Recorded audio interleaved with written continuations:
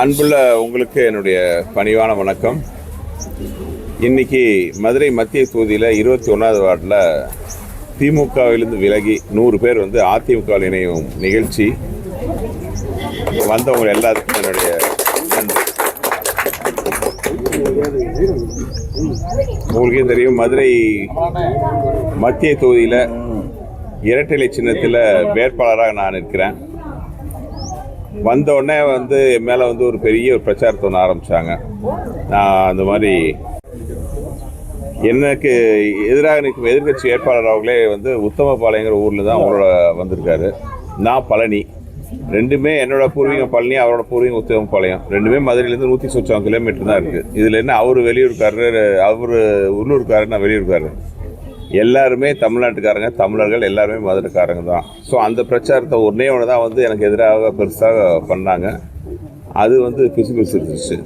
இப்போ அடுத்து நான் சுட்டி காட்டிய குறைகள், மதுரையோட பேசிக் அடிப்படை தேவைகளே நிறைவேற்றப்படாமல் இருக்கிற இந்த தொகுதி எம்எல்ஏ நான் சுட்டி காட்டினோன்னே குப்பைகள், அகற்றப்படாத குப்பைகள், சாலையில் தேங்கி கிடைக்கிற கழிவு நீர், எங்கே பார்த்தாலும் கொசு, குண்டு குழியுமாக சாலைகள், எரியாத தெரு விளக்குகள், பெண்களுக்கு பாதுகாப்பின்மை, இந்த மாதிரி விஷயத்தெல்லாம் எடுத்து சொல்ல அவர் கோபத்தில் தன்னிலை மறந்து, இது வரைக்கும் நான் எதிர்கட்சி வேட்பாளர்களை பேச மாட்டேன், விமர்சிக்க மாட்டேன், பதில் சொல்ல மாட்டேன்னு சொன்னவர் இப்போ டெய்லி ஒவ்வொரு பாயிண்ட்லேயும் நின்று அரை மணி நேரம் நான் கேட்ட கேள்விக்கு பதில் சொல்லாமல் என்னை திட்டுறதுலேயே முழு மூச்சாக செலவு பண்ணிகிட்ருக்காரு. அதில் ஏகப்பட்ட பட்டப்பேர் கூட, இதெல்லாம் உங்களுக்கு தெரியும். இதுக்கான பட்டப்பேர்லாம் என்னன்னு கூட உங்களுக்குலாம் தெரியும். ஆனால் இது வரைக்கும் நான் தனிப்பட்ட முறையில் அவர் எங்கேயுமே தாக்கி பேசலை. ஏன்னா நான் அதுக்காக இல்லை. நான் வந்தது மதுரையின் அடிப்படை தேவைகளை பூர்த்தி செய்ய. இந்த சட்டசபை உறுப்பினர், அமைச்சர் பண்ணாத விஷயங்களை எடுத்துக்காட்ட. நான் பேசுகிறது மக்களோட குரல், நான் கேட்குறது மக்களோட கேள்வி. இதை பொறுத்துக்க முடியாமல் தனிப்பட்ட முறையில் என்ன அவர் தாக்கிட்டு இருக்கார். பேச்சுக்கு பேச்சு படித்தவர்னு சொல்கிற அவர் பேசுகிற விதம் பார்த்தீங்கன்னா அந்த தரத்தை காட்டுற மாதிரி இல்லை. ஸோ இவ்வளோ நாள் தனக்கு தானே ஒரு முகமூடி போட்டுட்டு ஒரு பெரிய படித்தவர் பண்பாளர்னு காட்டினவர், இப்போ அவர் கோபத்தில் அவர் பேசுகிற பேச்சில் அந்த முகமூடி கழுந்து விழுந்து அவரோட உண்மையான சுயரூபம் தெரிஞ்சிருச்சு. இப்போ இந்த தெருவிலே நீங்கள் பார்த்துருக்கலாம் எந்த அளவுக்கு பார்த்தீங்கன்னா தண்ணியும் கழிவு நீரும் கலந்து ஓடுதுன்ட்டு. அவசரமாக கடந்த 2 மாதங்களுக்கு முன்பாக இந்த கூட்டு குடிநீர் திட்டம் நிறைவு பெறாமல் அரைகுறையாக திறக்கப்பட்டு, முதலமைச்சர் அவர்களால் அரைகுறையாக, பிகாஸ் எலெக்ஷன் வர்றதுக்காக அரைகுறையாக திறக்கப்பட்டதுனால என்ன பிரயோஜனம் ஆச்சு? இப்போ பைப்பில் மக்களுக்கு சேர வேண்டிய குடிநீர் அந்த அரைகுறையாக முடித்த வேலையினால் பைப்பெல்லாம் உடஞ்சி தண்ணியெல்லாம் வேஸ்ட்டாக தரையில் போயிட்டுருக்கு. மக்களுக்கு வர வேண்டிய 24 மணி நேரம் கிடைக்க வேண்டிய தண்ணி ஒரு நாளைக்கு மினிமம் 1 மணி நேரம் 2 மணி நேரம் தான் கிடைக்கிது. மீதி தண்ணியெல்லாம் கழிவு நீரோட கலந்து தெருவில் போயிட்டுருக்கு. இதெல்லாம் நான் சொல்லலை, உங்கள் கண்ணால் நீங்களே பார்க்கலாம். இப்படி தான் மதுரையில் இருக்கிற எல்லா விஷயங்களும் அறகுறையாக தேர்தலுக்காக நடந்துட்டுருக்கு.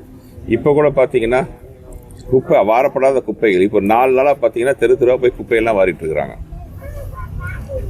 அன்றைக்கி மேலமாசி எந்த தெருவிலையும் விளக்குகள் எரியறதில்லை. அன்றைக்கி மேலமாசி வீதியில் நான் போய் பார்க்குறேன், அவ்வளோ முக்கியமான ஒரு தெரு, அத்தனை கோடிக்கணக்கான ரூபாய் வியாபாரத்தில் புழங்குற ஒரு தெரு, அந்த தெருவிலே தெருவிளக்கு எரியல. மெயின் தெருவிலே அந்த நிலைமை இருந்தால் சின்ன சின்ன தெருவெலாம் எப்படி இருக்கும்? பெண்களுக்கு என்ன பாதுகாப்பு இருக்கும்? இருட்டில் மேலவாசி வீதியில் நான் அவசரமாக சொன்னோன்னே அடுத்த நாள் மேலவாசி வீதியில் லைட் இல்லாத பிரச்சனை நான் சொல்கிறேன், அவசரமாக அடுத்த நாள் உட்காந்து லைட்டை மாட்டிகிட்டு இருக்காங்க.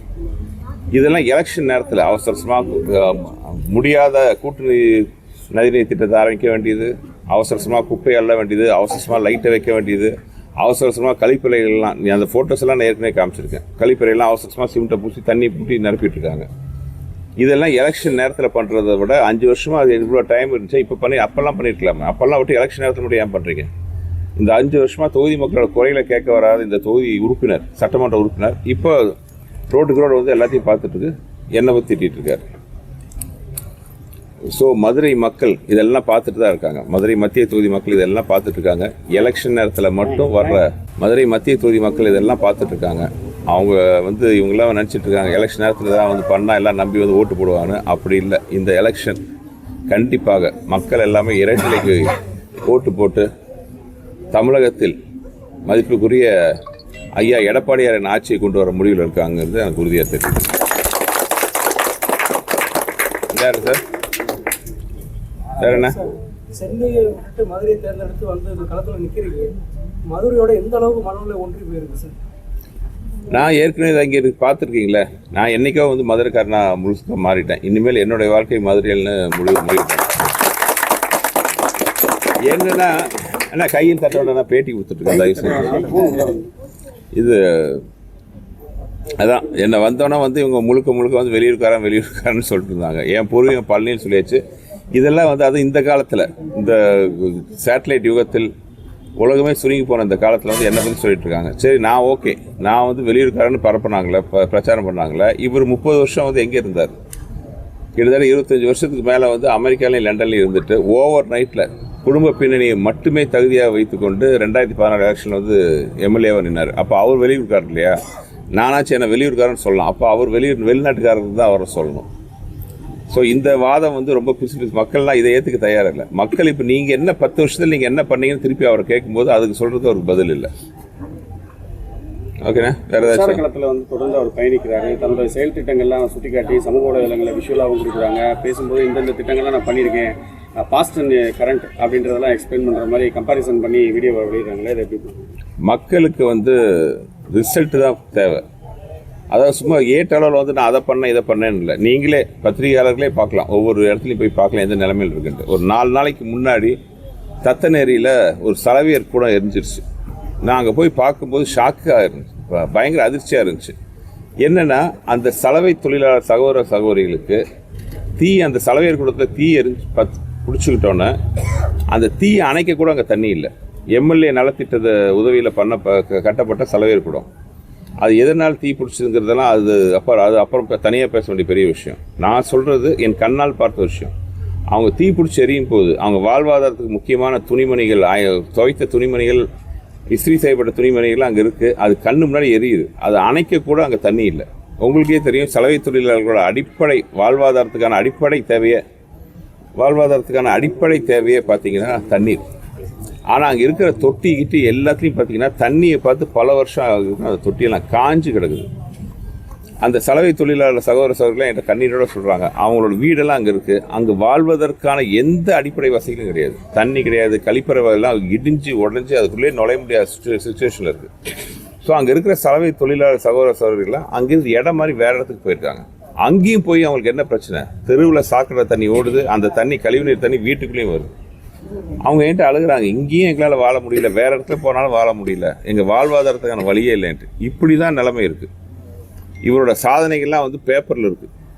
இவர் கட்டி கொடுத்துருக்கதா சொன்ன இடத்துலாம் சமூக நல கூடத்தெல்லாம் நீங்களே போய் பார்க்கலாம். எத்தனை சமூக நல கூடங்கள் இயங்குகிற கண்டிஷனில் இருக்குது. அதாவது தமிழில் சொல்லுவாங்க, அகல உலர்றதை விட ஆழ உலர்றது தான் முக்கியம்ட்டு. நம்மளுடைய திட்டங்கள் மக்களுக்கு பயன்பெறுதா அதை தான் பார்க்க முடியும். வெறும் பேப்பரில் இது பண்ணியிருக்கேன் அது பண்ணியிருக்கேன்னு சொல்கிறதுலாம் தேவையில்லாத விஷயம். அதில் முக்கால்வாசி திட்டங்கள் நீங்கள் பார்த்தீங்கன்னா அரசாங்கம் அடிப்படையாக பண்ண வேண்டிய கடமைகள்.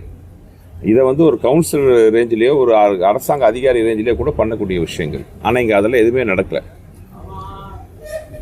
ஏன்னா அரசாங்க இயந்திரமே இந்த தொகுதியை பொறுத்தவரை ஸ்தமிச்சு கிடக்குது. கார்ப்பரேஷன் இயங்கவே இல்லை. உலகத்திலே எங்கேயுமே இல்லாத ஒரு கொடுமை இந்த மதுரை மாநகராட்சியில் நடந்துட்டு இருக்கு. மேயரே இல்லாத ஒரு கார்ப்பரேஷன். நிலைக்குழு தலைவர்களை பல பேர் ராஜினாமா பண்ணியிருக்காங்க. எதனால் ராஜினாமா பண்ணாங்க? அந்த 200 கோடி ஊழல், 200 கோடி மட்டும் கீழே ஒரு ஆயிரக்கணக்கான கோடி ரூபா ஊழல் நடந்திருக்கு.